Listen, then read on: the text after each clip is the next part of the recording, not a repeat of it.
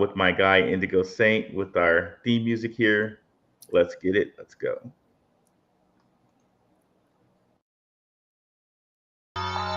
Let's get it. Indigo Saint in the building. Black View Investing. Let's go. Who's this producer? Best believe I was black or invested. With your money, you ain't gotta be guessing. Profits is what we manifested. So we binge on our black or invested. Best believe I was black or invested. That course in this race, we ain't resting. We got stocks, we got crypto with a blessing. So thank God for that black or invested. Best believe I was black or invested. Okay, what's up, Crypto Warriors? What's up, Black Root Crew? We got a special guest here from Skale, Andrew Saunders. What's up? What's up? GM, GN, depending on where you are. So I was really intrigued about you guys' project because I was looking and I was seeing like investors, and I saw that the Hashkey Group and Consensus were investors in you guys, and I was like, oh my, like that's very, very intriguing to me. And just like, can you tell the people a little bit about who you are, your background, and stuff like that? Yeah, for sure, for sure. So I'm Andrew Saunders. I'm the Chief Marketing and Growth Officer of Skale. Quick background, I'm a former Hollywood guy. So I actually used to work at a talent agency called Creative Artists Agency, where I basically worked with kind of the 1% of Hollywood to help build businesses for them, help connect them to technology companies, to brands. So I actually, my kind of claim to fame is like I brought a lot of celebrities onto Facebook when it first launched. Then I went to NBC Universal to build their in-house marketing agency. So largest, traditional media company at the time. I've always been like a pretty big like entrepreneur, meaning like entrepreneur, but inside businesses with resources. And so after that, I went to a Google-backed startup because I had been helping Google incubate a bunch of new media companies. And then Amazon actually invested in us. And then about 2 weeks later said, we don't typically do this, but we've been looking for this like unicorn hire for 2 years. Like, how would you feel if we poached you and brought you into headquarters? And then in terms of crypto, made the jump from big tech into crypto. I was the first CMO of Arbitrum, which is a leading layer 2.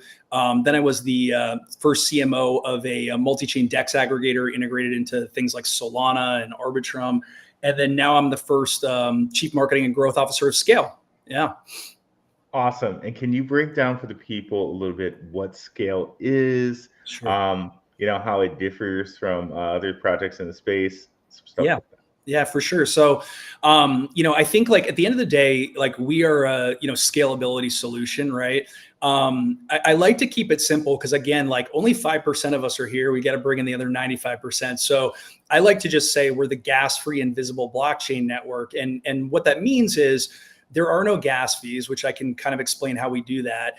And then the invisible part, just as an example, we have right now like 4 games on the Epic Game Store. There's about 2 more coming, wink, wink. You can literally go to Epic, download these games, play them. And the next thing you know, you're interacting with and processing transactions on the blockchain, but you don't even know it, right?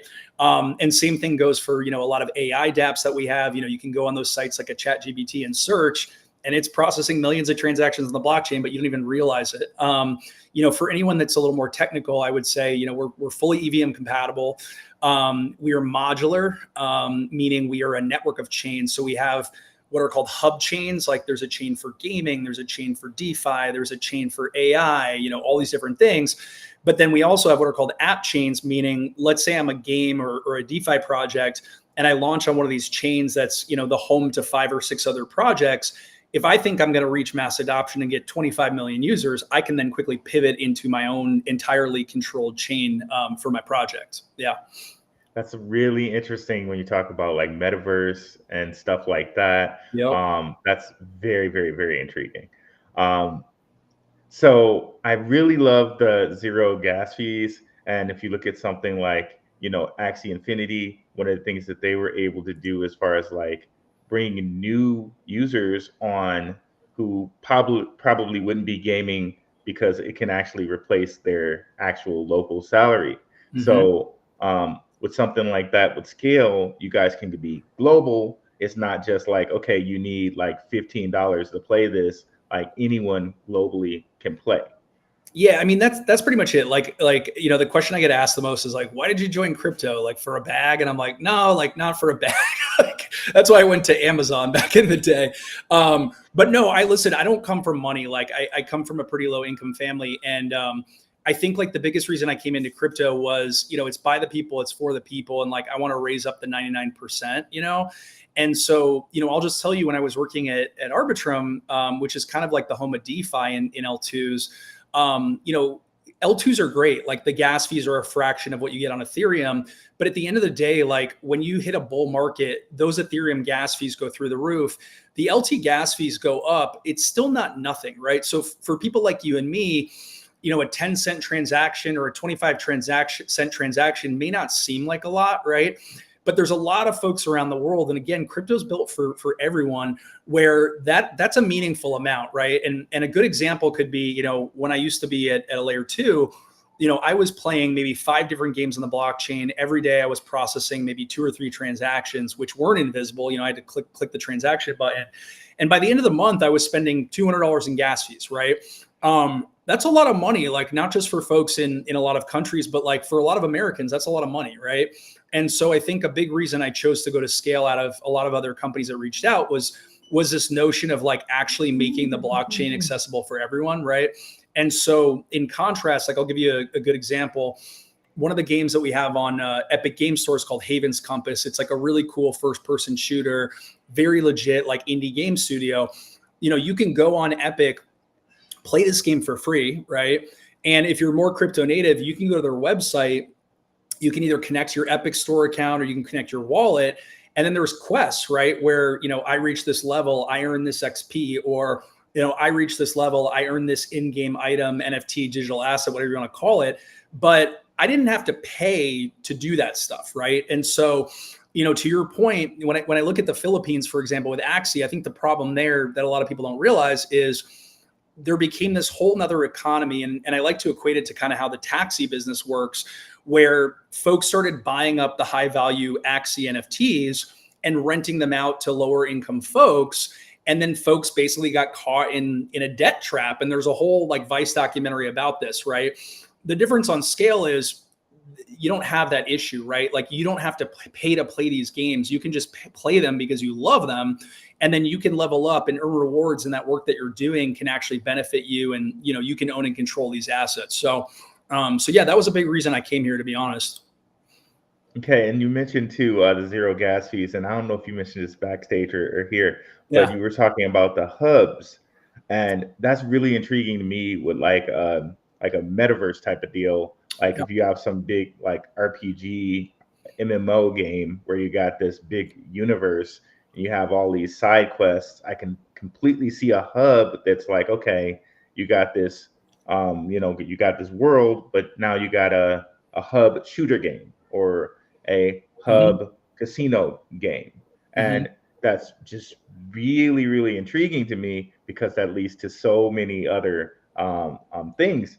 Perhaps you even have a hub where you're like, you got this like art gallery, and you got this these items that can be saved that are worth something. And I see all of these crypto companies popping up where they're actually trying to custody NFTs. So and I also know, like, you guys, like, I think you guys have a partnership with Fireblocks. So like I can see like NFTs being this thing that's hoarded, in the future. Yeah, 100%. Like, I mean, listen, I'm actually a pretty big NFT guy, and NFADYR, but like, I don't think they're dead. For me, like, in the depths of the bear, I bought a lot of NFTs, but a lot of the NFTs I bought were things that had like real utility, meaning a lot of in-game items or, passes or things like that. And I think on the PFP side, I've always looked at NFTs more like a Soho House model, right? Like I've never really wanted to join Soho House. It's like not for me, but there are certain NFT communities that like I just vibe with, and I really like the members, and I like the events, and I know that the founders are, here for the long run. And so I just look at it as, here's my opportunity to be a part of that exclusive club. And, maybe I can get in when the membership fee is significantly down. Right. So on Skale right now, like we're definitely doing, I'm trying to think of what I can talk about. There's a couple big NFT things launching. Like we have a few marketplaces launching.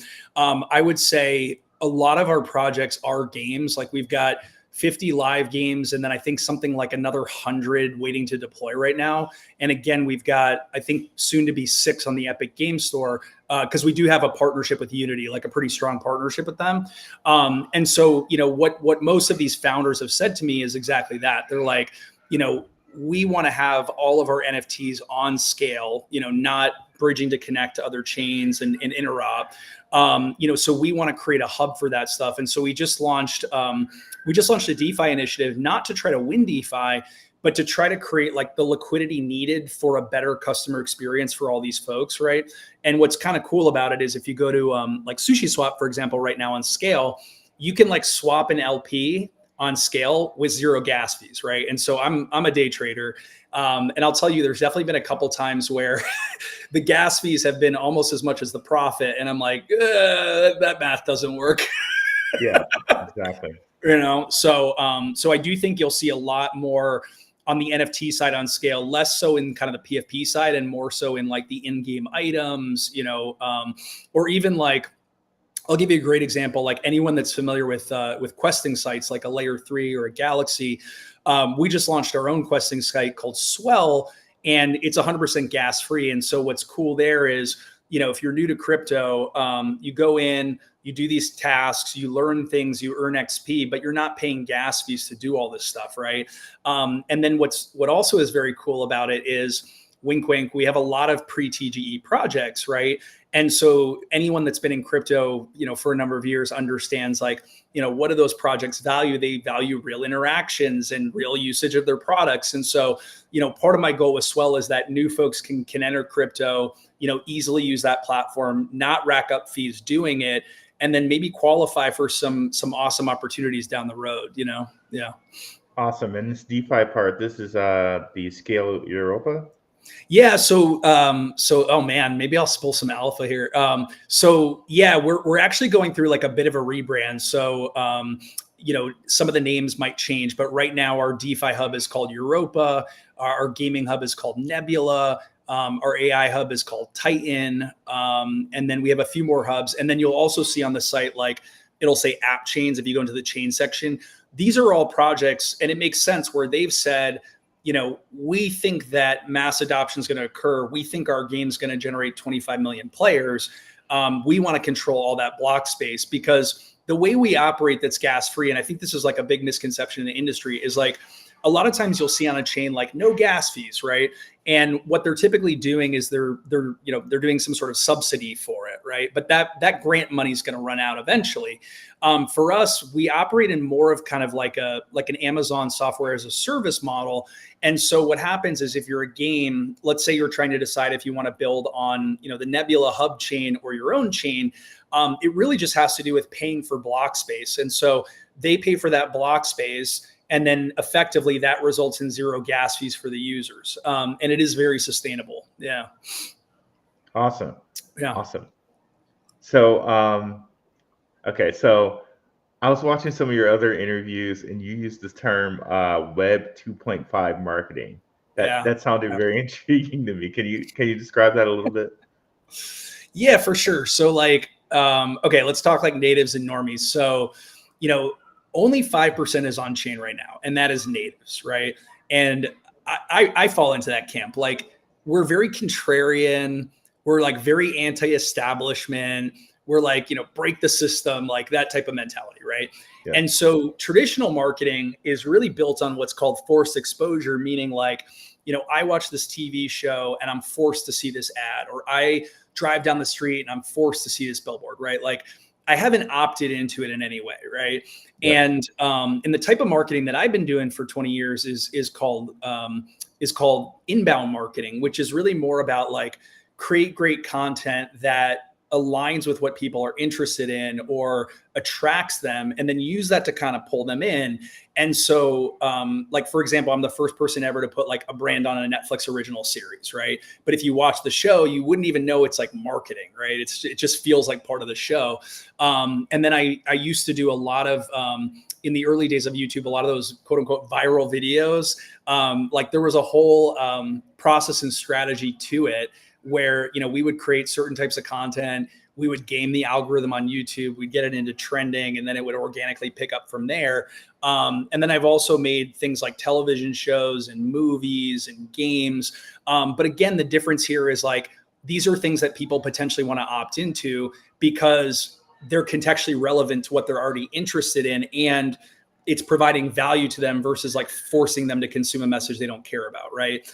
And so when we talk about natives versus normies, you know, natives don't want traditional marketing, so they want incentive campaigns, they want quests, they want, you know, pre-TGE campaigns, you know, all these things, right?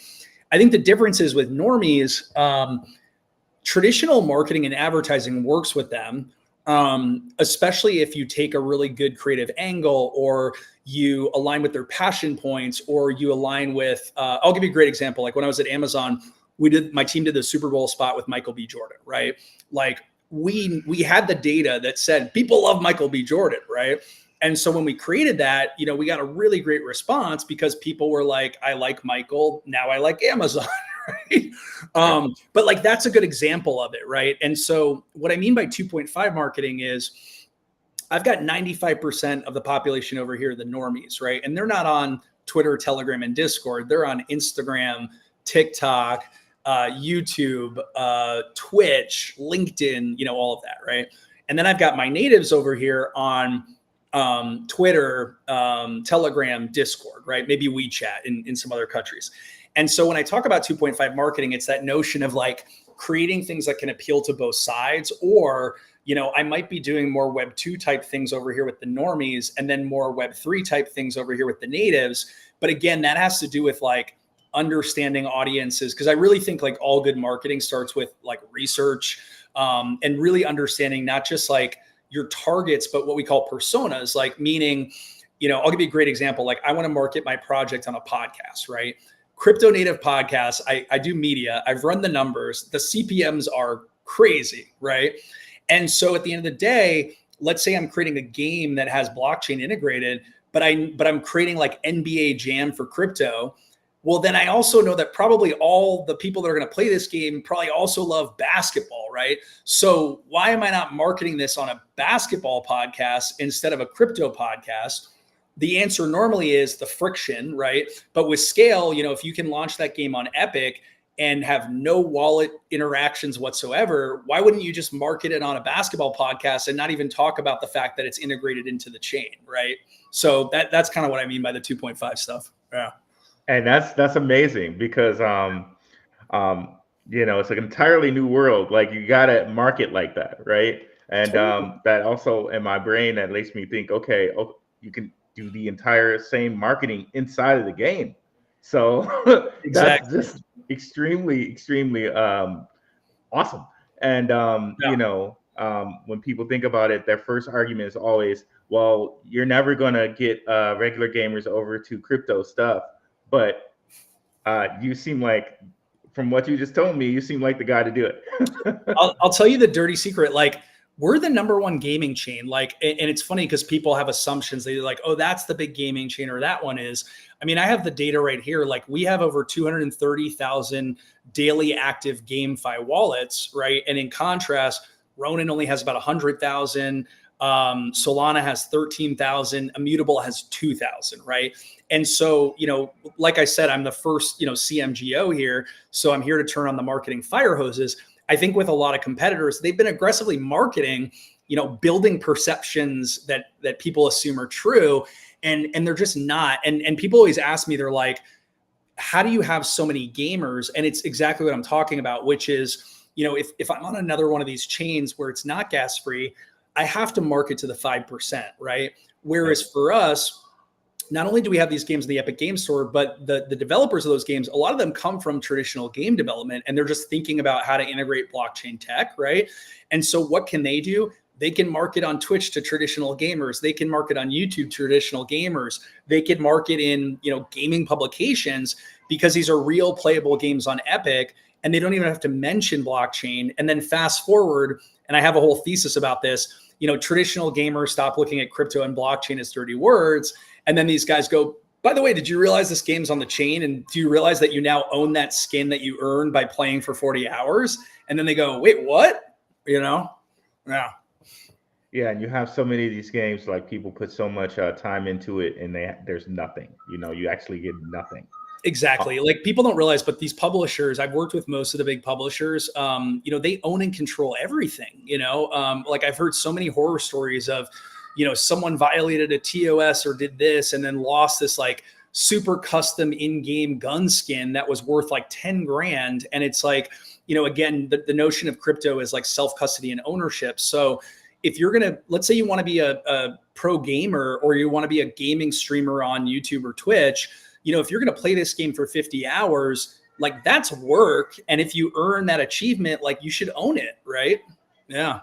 And that kind of dovetails us into my next question. Where do you see Skale in 5 years? So I think like, I'll give you the quick background. So, there's not a lot of marketing talent in crypto. Like I had, when I decided to come to Skale, I had about 50 offers. And a lot of these are big, name brand chains that that you've probably used, that you probably traded on. And I'm also a VC. Like I invest in outside of crypto, I invest in consumer products companies that are primarily female founded, because I like to invest in like an underserved audience. And as a result, like these founders work harder. And candidly, like our track record's amazing. I think we have like a 99.9% success rate in those companies. And they're brands that you would probably know, right? And so as both a VC and a day trader, when I had all these opportunities, I was like, all right, I'm going to do my research on them and really kind of figure out like where I want to go and why. And so some of the things for me with Skale were, one, like the founders, right? So you've got Jack O'Halloran, who's a CEO, who has built and sold multiple SaaS businesses. Like he's a Silicon Valley guy, right? So this is not a first-time 22-year-old founder that doesn't understand what a P&L is. This is someone that knows how to build and sell businesses, right? And then on the CTO side, you have Stan Kladko. And, again, it may not be a name that you're as familiar with, but like, I'll give you the track record. Like, so Stan, he built the Java virtual machine at Sun Microsystems, right? Wow, He helped develop the cryptography pre-crypto for public Wi-Fi. Like he studied under Dan Bonet, who most folks that are developers know is like the godfather of cryptography at Stanford, right? And so this is a guy that has like an incredible pedigree. And it's really funny because we always say we're like built different, which is true. Like we're intentionally built different. And, people always ask us, well, why didn't you build that way? Or why didn't you build that way?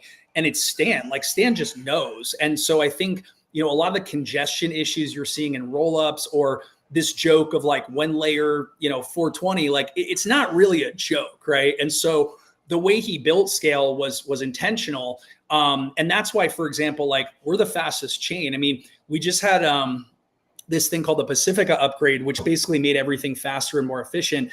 But even pre-Pacifica upgrade, we were faster than Solana, like at 397.7 TPS.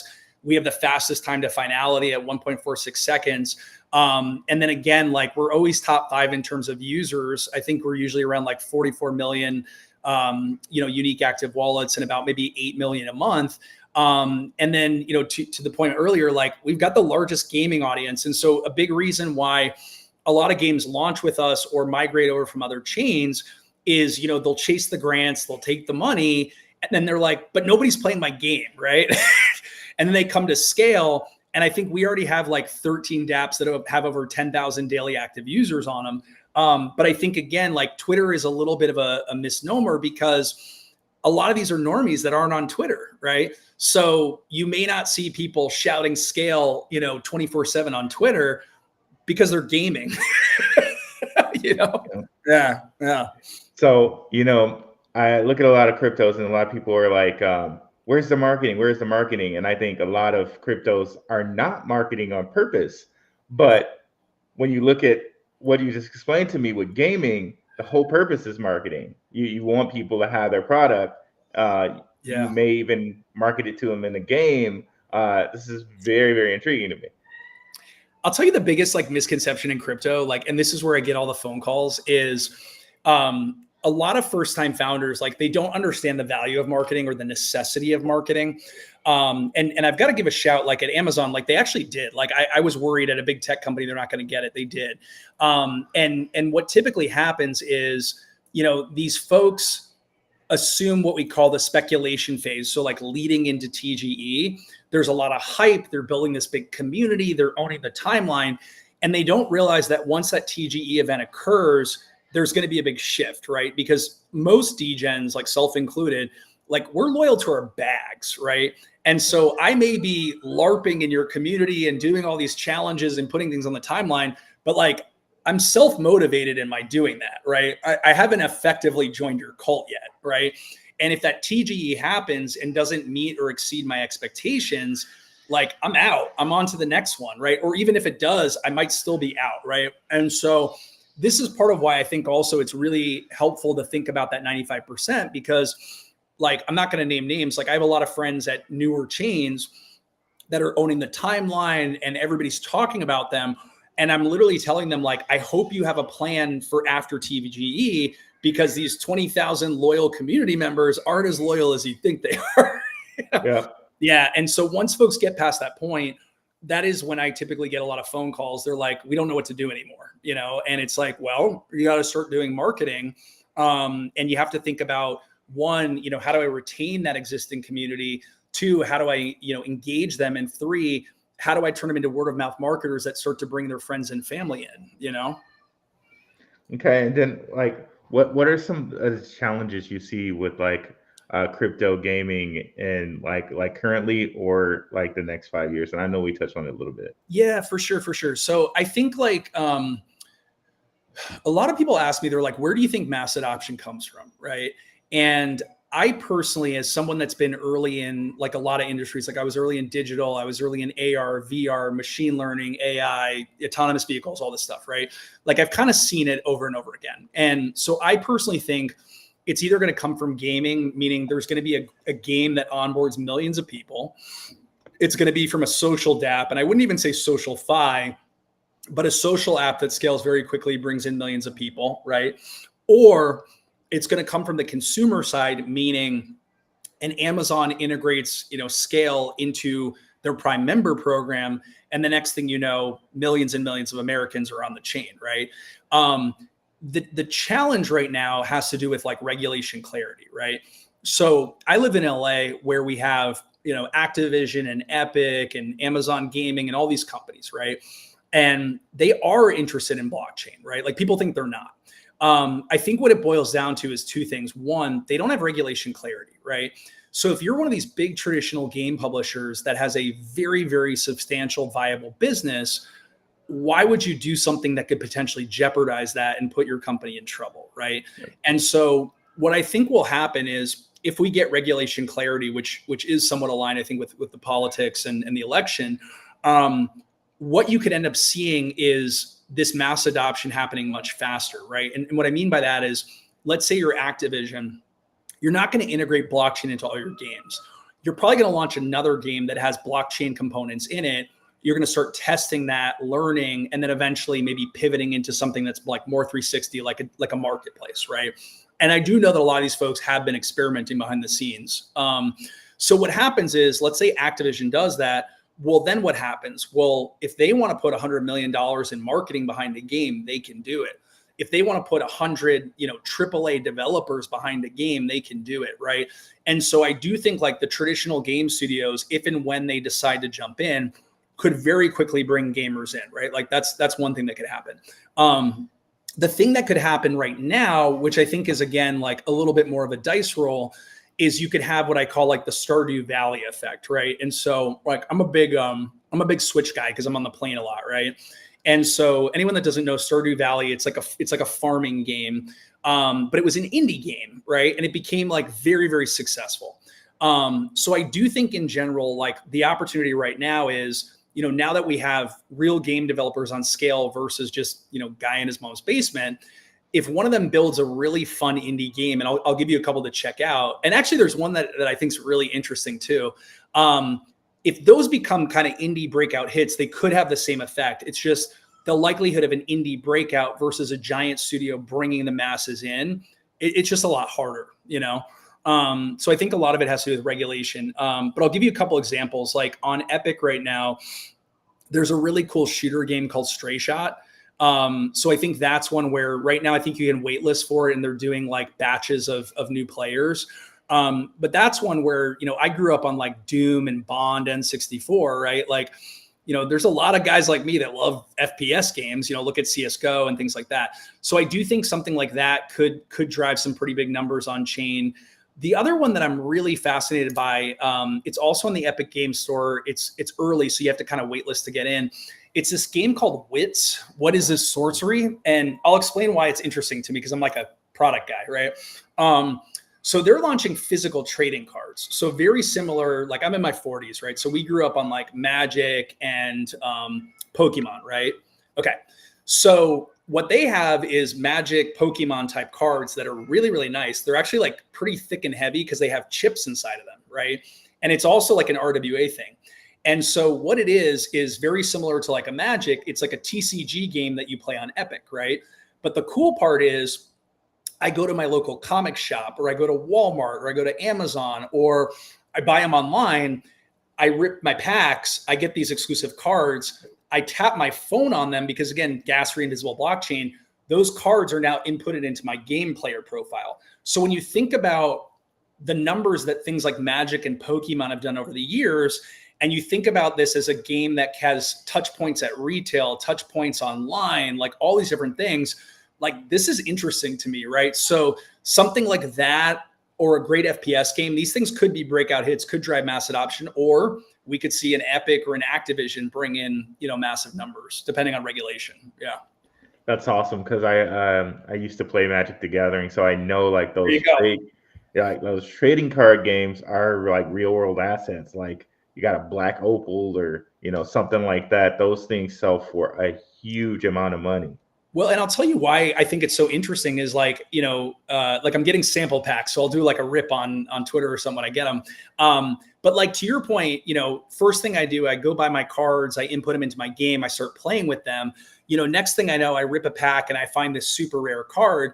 You know, it would make obvious sense to me that Wits will eventually build a marketplace for their cards, right? And imagine that this business is now controlling, you know, the buying and selling of all these in-game assets, both physically and digitally. Like, that's a pretty big opportunity, you know? Yeah. Yeah, that sounds really, really good there. Cool, right? Yeah. Let me see here. I think you hit like all of our questions. Oh, yeah. And I don't see any questions in the chat. Like I'm intrigued about everything you just said. Like, and it gave me a whole new thought about gaming. I didn't think about like actually advertising to people in game.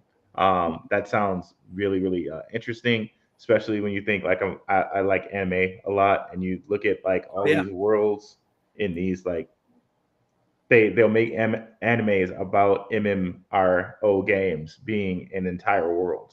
And I could see a day where that happens, especially given that we have Facebook, right? Or Meta, like right there. And they're pushing the metaverse. If they were to just make a game like that, where you could just attach your Facebook identity to a metaverse, it would be very easy now to say, okay, like now what are all my real world assets in that game now? Exactly, 100%. Like, and I'll give you an example. Like on the social side, like one of the things that I'm always curious to see if anyone's building, but I haven't really seen it yet, is, you know, most of these social dApps, like they're social-fi, right? It's all about, you know, making money and, you know, all of that. But I think like as someone that's worked with all the social companies over the years, like I don't think people realize the data profiles that are being built against them, right? So if you go into Instagram and then like click into settings and click into Ad Center, you'll be like, wait a second, like all these companies are, you know, have my email address, or all these companies, you know, think I'm in the market for this or that. And I think, again, long term, like as people become more smart about this stuff, you know, I could see social dApps emerge where it's like, hey, this company would like access to your data profile in order to market to you. Do you accept or do you decline? And if you accept, maybe you're paid $2 for accepting it, right? And maybe every time you're served an ad, you're getting paid 25 cents, right?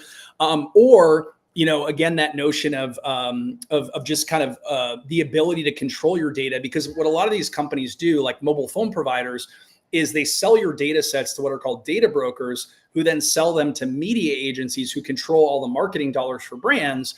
And if you're ever like, how the heck am I getting all these ads? Like, that's usually what it is, right? And the data brokering business is a very, very profitable, lucrative business. And what are they doing? They're selling you. So imagine if you have the ability to own and control the sale of yourself and the non-sale of yourself. Well, now you're making all that money and you're protecting yourself in a way that none of these platforms are doing. So I'm hopeful that someone's going to build a social dApp that's less, socialify and more social protection, Yeah. Interesting. Yeah. Have you tried out Nostr at all? No, I've tried like Lens, Favor, Farcaster. There's a cool one launching right now called Zesh that's pre-TGE. Like, they're doing something pretty cool from what I've seen, but no, I haven't seen that one yet. Yeah, Nostr is like Jack Dorsey's like Twitter, but like with Bitcoin stuff. Oh, I've tried Blue Sky, which I don't love. Yeah, I mean, Nostr is supposed to like make it like so there's just less crap posts because you kind of know the person that you're posted with. I'm gonna like mess it all up. It's like a social graph kind of thing. Yeah, that's cool. I like that. Yeah. So I don't see any questions, and I think this is like a thorough, like really, really, really good intro into Skale. And is there anything you want to leave the people with? And I hope you will come back on in the future. Yeah, for sure, man. Thanks for having me. I would say, like, for anyone that's new, you can go to the Skale website, which is scale.space. But honestly, the easiest way to like dive in is to go to the new Swell platform. So it's swell.scale, SKALE.space. And then pretty simple, connect your wallet. You can start doing these quests. You can start earning XP, all gas free. And you'll see there's some surprises. Like there was a press piece in CoinDesk yesterday and some others. So I would say that's a really great place to dive in. And then if you're new to Skale, if you go to my Twitter, which is at Andrew Saunders, and then Scales is at Skale Network, my pin post is actually a thread that kind of maps out, really like why I chose to come to Skale, all the different things that make me excited about the technology and the company. And then it actually goes into, all the games on Epic, which you can easily dive into, even if you're not crypto native. And then it talks a little bit about the AI ecosystem, because we have a pretty robust AI ecosystem. But yeah, I would say just jump in, Awesome, bro. Thanks for coming on. Have a really good day. Yeah, you too. All right, we're out. Peace. Peace.